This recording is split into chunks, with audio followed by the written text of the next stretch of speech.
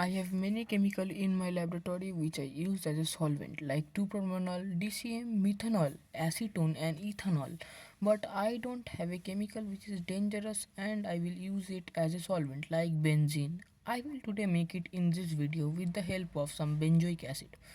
For the video we need benzoic acid, then we need some sodium hydroxide and we need a solution or anything like brine or calcium chloride to make it dry. First I started by dissolving 40 grams of NaOH into a big beaker. After some time it generated a lot of heat because it is exothermic and the beaker heated up pretty well.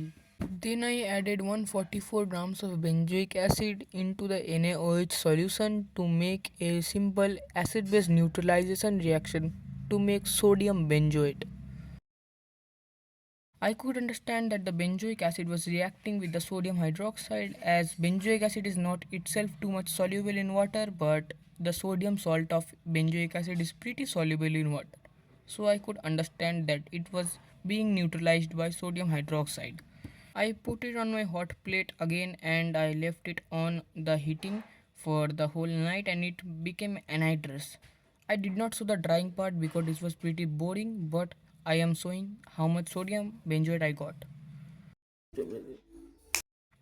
Then I set up a can and this is a can of Diolex paint can and this is not a sponsored video. I bought it with my own money.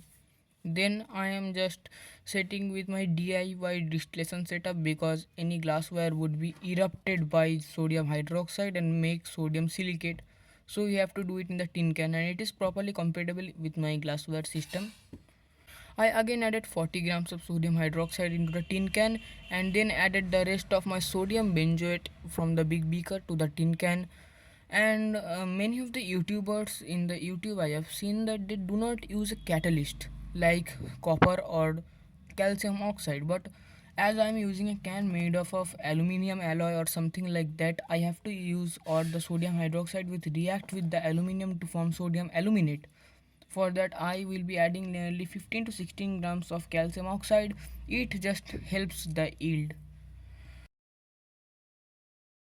This is locally found in most of the places. You don't have to use any lab grade stuff or like that, but I am now putting the calcium oxide. But the point to remember, you have to mix it very properly or the yield of the benzene will be very low or the benzene formed will be very impure.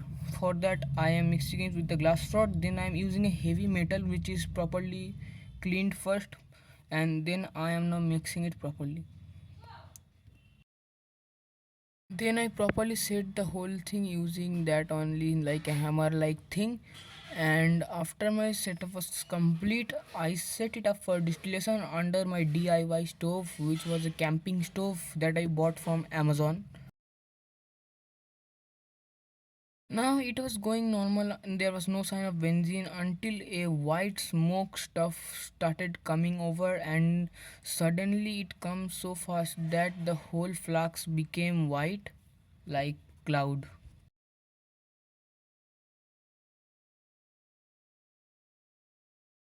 Still now I did not see any signs of benzene, but after some time I saw that there were some droplets like thing forming on the walls of the flax.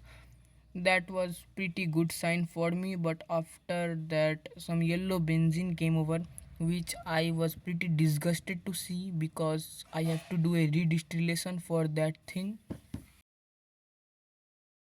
I know that this type of decarboxylation reaction does not yield very well, but still I expected a good yield because I have to waste my one whole day for making the sodium benzoate, and this thing took nearly 2 days for me. After some time I realized my mistake and put a wet paper towel which I made more wet so that the benzene could condense properly. Then I saw that the flux cleared up due to the water bath that I put down, and the benzene was also coming with a pretty good rate that I was happy to see. After some time I also heated it with a gas torch from the side so that all the sodium benzoate and the sodium hydroxide properly reacted to make the yield more sustainable.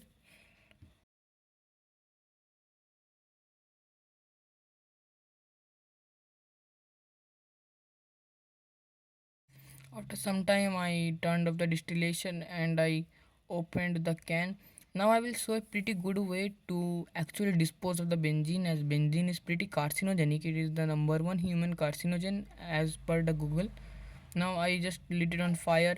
This fire releases a lot of soot as benzene burns with a sooty flame, but still it was the best way to dispose of the benzene into the air, as the soot was not so much harmful than the benzene.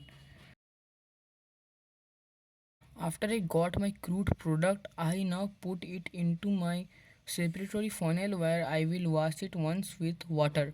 First, I got this very red, dark red type of benzene which I was not happy to see, but still I have to admit it. And then I added all the benzene. It had a pretty much layer of water, as water was also formed in this reaction, which also distilled over.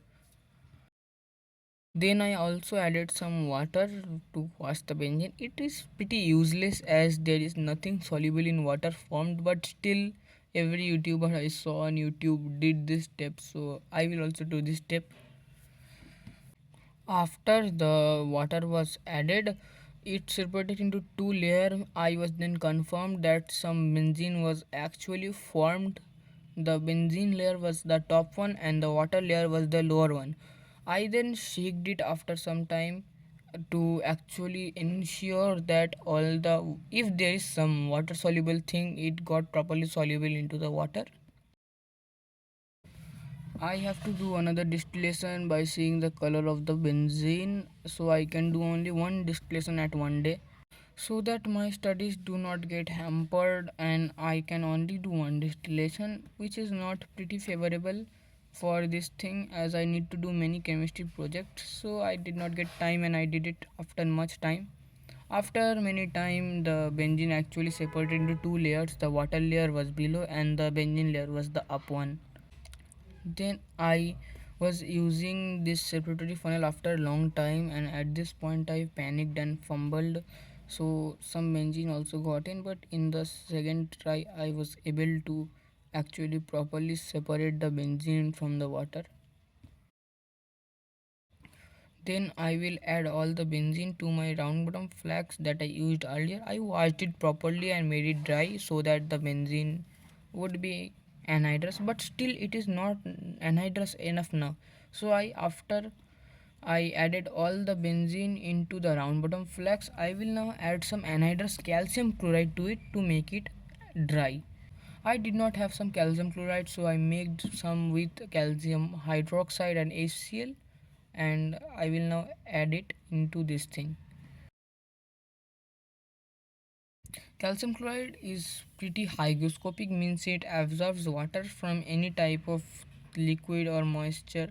So this benzene would also get dry pretty quickly, and now I will add the calcium chloride. So this is the calcium chloride which I packed pretty well so that it does not get wet, as I can use it in the future. Now I opened the cork and I added all, not all, but still I added some large amount of calcium chloride to actually eliminate if water if present.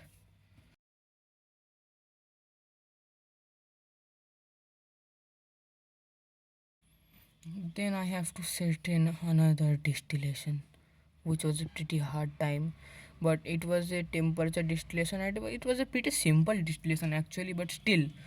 Now I forgot to add the benzene before in the flask, so I added this way from the upper three neck adapter, and then I will now put the thermometer into it, as this is the place where the thermometer goes in. I then put the thermometer in this place, but if you have noticed something in the distillation, you are a definite chemist. I did not put the corner piece in the side as I forgot to, but it led to a yield loss as the side popped out once, which resulted in a yield loss. Nearly 4-5% yield I lost due to this incident during the distillation.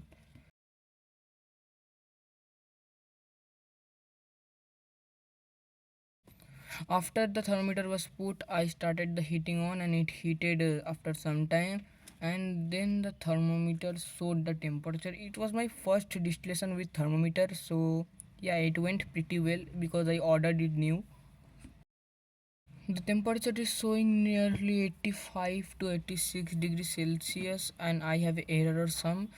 So, but still, the final yield was a little yellow, and the yield was 56%. If you like this video, subscribe for more videos.